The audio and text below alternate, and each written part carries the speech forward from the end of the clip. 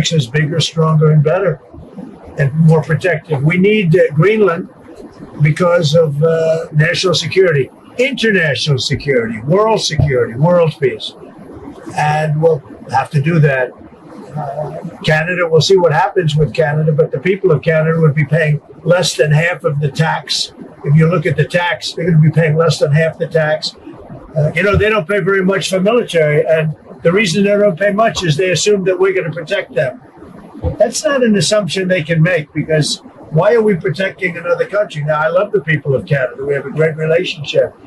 But if they became our 51st state, it would be the greatest thing they could ever do. It would be unbelievable. It would be a cherished state.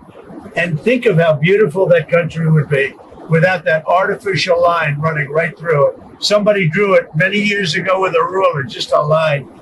You look at how beautiful that is. Wow, it would be very exciting. But if you look at Canada, it would be cherished as a 51st state. They don't pay their share of military in NATO. They pay very little for military. They're not protected at all. And the reason is they think we're going to protect them. The other thing is we subsidize them to the tune of about $200 billion a year.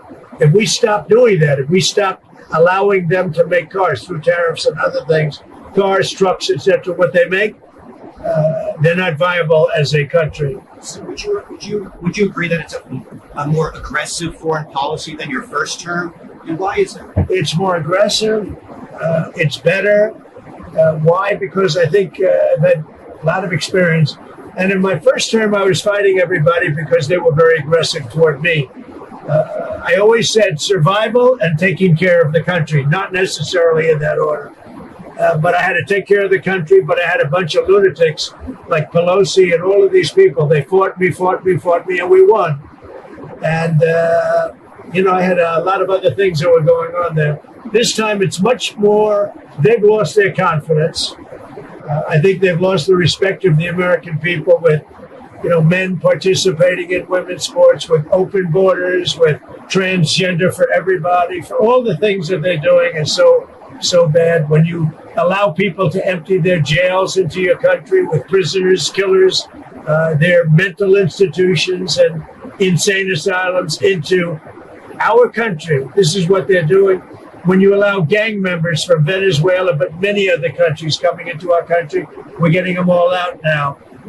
They've lost their credibility, but they've also lost their confidence. So I have more time to do what I want to do. So we're making our country larger.